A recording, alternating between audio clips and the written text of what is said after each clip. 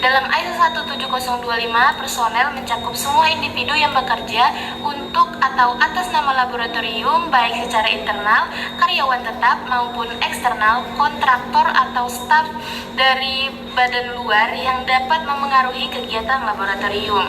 Fokus utama standar ini adalah memastikan bahwa semua personel tersebut memiliki kompetensi, imparsialitas, dan kerahasiaan yang memadai untuk menghasilkan hasil uji atau kalibrasi yang valid. Yang pertama, pentingnya kompetensi pada landasan kredibilitas laboratorium. Kompetensi tidak hanya mencakup kualifikasi akademis, tetapi juga gabungan dari pendidikan, pelatihan, pengalaman, pengetahuan teknis, dan keterampilan praktis yang relevan. Mengapa kompetensi ini sangat penting? Karena hasil laboratorium yang akurat dan dapat diandalkan secara langsung bergantung pada keahlian staf. Kekurangan kompetensi dapat menyebabkan kesalahan dalam pengukuran analisis data atau pelaporan yang berujung pada hasil yang tidak valid. Contohnya, seorang analisis kimia harus kompeten dalam mengoperasikan spektrometer, menganalisis data, dan menafsirkan hasilnya sesuai dengan metode yang ditetapkan. 2. Imparsialitas menjamin hasil yang objektif. Imparsialitas pada kehadiran objektivitas artinya hasil laboratorium tidak boleh dipengaruhi oleh bias, konflik kepentingan, atau tekanan komersial, finansial, maupun tekanan lainnya. Mengapa penting? Karena imparsialitas ini membangun kepercayaan publik terhadap hasil pengujian atau kalibrasi. Tanpa imparsialitas, kredibilitas laboratorium akan dipertanyakan. Contohnya, staf yang menguji produk perusahaan tertentu tidak boleh memiliki hubungan finansial dengan perusahaan tersebut karena laboratorium harus memiliki prosedur untuk mengidentifikasi dan meminimalkan risiko ketidakberpihakan. Nah, yang ketiga, kerahasiaan untuk melindungi informasi pelanggan. Ini bertujuan untuk melindungi semua informasi rahasia yang diperoleh atau dihasilkan selama kegiatan di laboratorium. Mengapa penting? Karena laboratorium bertanggung jawab secara hukum untuk menjaga kerahasiaan data pelanggan. Standar praktik bisnis yang penting untuk menjaga kepercayaan. Contohnya, staf harus menandatangani perjanjian kerahasiaan. Pada prosedur harus ada untuk mengelola informasi sensitif termasuk data yang dicetak atau dibagikan melalui perangkat seluler. Yang keempat, prosedur dan rekaman bukti kepatuhan. Dalam laboratorium harus memiliki prosedur tertulis untuk menentukan persyaratan kompetensi, memilih personal, melatih, mengawasi, memberi otorisasi, dan memantau kompetensi secara berkelanjutan. Perekaman yang berkelanjutan, laboratorium harus menyimpan rekaman yang membuktikan kompetensi staf. Hal ini mencakup CV, sertifikat pelatihan, hasil penilaian kompetensi, dan matris keterampilan. Contohnya, matris keterampilan adalah alat yang efektif untuk mendokumentasikan kompetensi staf terhadap setiap tugas atau peralatan laboratorium. Yang kelima, tanggung jawab, wewenang, dan otorisasi, kejelasan peran. Komunikasi peran yaitu manajemen laboratorium harus mengomunikasikan tugas, tanggung jawab, dan wewenang kepada semua personel. Otorisasi spesifik hanya personel yang kompetensi dan diotorisasi yang boleh melakukan tugas tertentu seperti mengembangkan metode, menganalisis hasil, atau menyetujui laporan. Contohnya, melalui deskripsi pekerjaan yang jelas, staf mengetahui apa yang menjadi tanggung jawabnya. Proses otorisasi memastikan bahwa personel tidak melakukan pekerjaan di luar cakupan kompetensi mereka. Yang keenam, pemantauan dan pengembangan berkelanjutan pada kompetensi yang dinamis. Pemantauan berkala kompetensi bukanlah persyaratan sekali pakai, melainkan laboratorium harus secara rutin memantau kompetensi staf melalui tinjauan kinerja, evaluasi sejawat, atau uji profisiensi. Pelatihan berkelanjutan apabila ada kesenjangan kompetensi, laboratorium wajib menyediakan pelatihan tambahan atau tindakan lain untuk menutupi kesenjangan tersebut. Contohnya, jika seorang analisis baru belum mahir dalam metode pengujian baru, mereka harus diawasi oleh staf senior sampai otorisasi penuh diberikan. Pelatihan penyegaran juga dapat diadakan secara rutin di laboratorium. Yang kedua, membahas tentang fasilitas dan kondisi lingkungan. Yang A, persyaratan umum yang membahas tentang kondisi lingkungan yang sesuai dengan memperhatikan faktor-faktor seperti suhu, kelembapan, dan juga kebersihan yang dapat mempengaruhi hasil pengujian ataupun kalibrasi. B. Persyaratan dokumentasi, yaitu mendokumentasikan persyaratan fasilitas dan kondisi lingkungan yang diperlukan dalam pelaksanaan kegiatan laboratorium.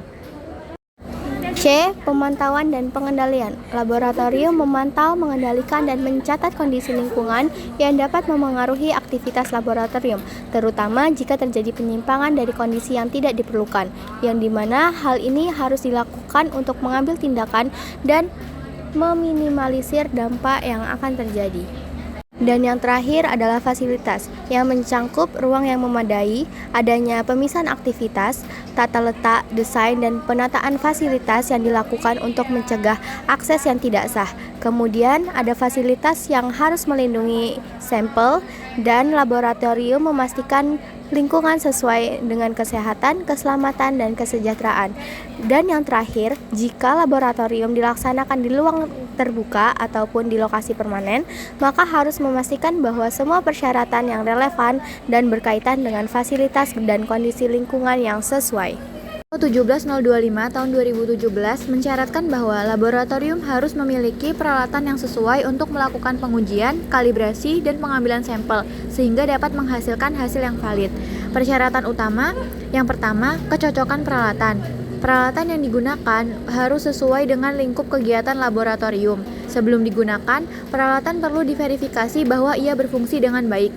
Yang kedua, pemeliharaan dan kalibrasi.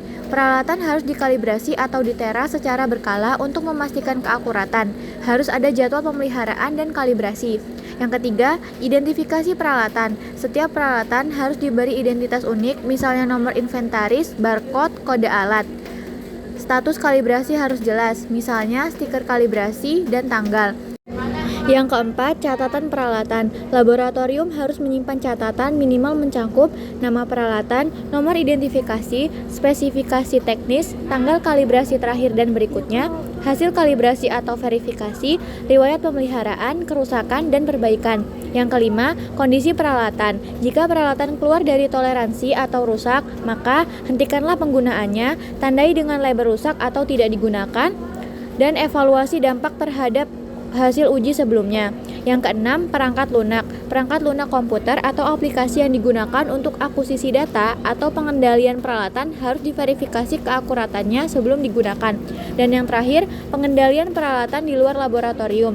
Jika peralatan dibawa keluar laboratorium, misalnya untuk sampling lapangan, harus tetap ada pengendalian kalibrasi, verifikasi, dan transportasi agar hasil tetap valid. Materi sistem pendukung manajemen laboratorium membahas bagaimana laboratorium pendidikan, penelitian, maupun industri dikelola agar kegiatan analisis, pengujian, dan penelitian berjalan efektif, efisien, aman, serta sesuai standar mutu. Manajemen laboratorium mencakup pengaturan sumber daya manusia, alat, bahan, metode, dan informasi dengan fungsi utama perencanaan, pengorganisasian, pengarahan, serta pengendalian. Tujuannya adalah menjaga mutu hasil uji, meningkatkan efisiensi, menjamin keselamatan, dan memenuhi standar yang berlaku.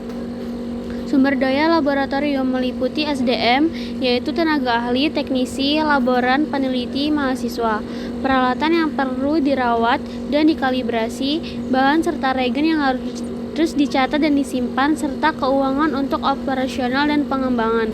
Sistem informasi laboratorium seperti LIMS mendukung pencatatan data, laporan hasil uji, serta integrasi dengan sistem lain, sehingga meminimalkan kesalahan manusia.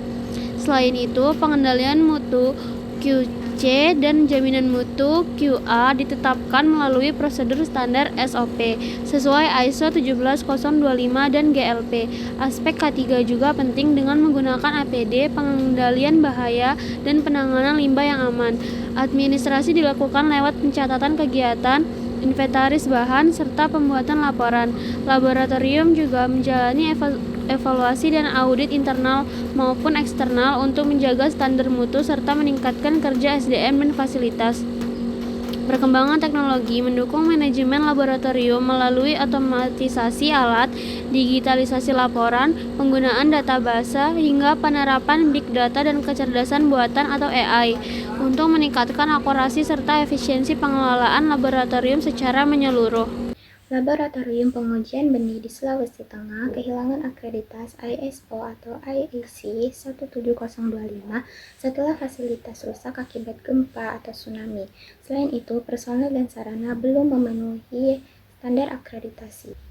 Dampaknya itu tidak diakui sebagai laboratorium penguji resmi dan perlu perbaikan menyeluruh pada SDM, fasilitas, peralatan, dan dokumentasi.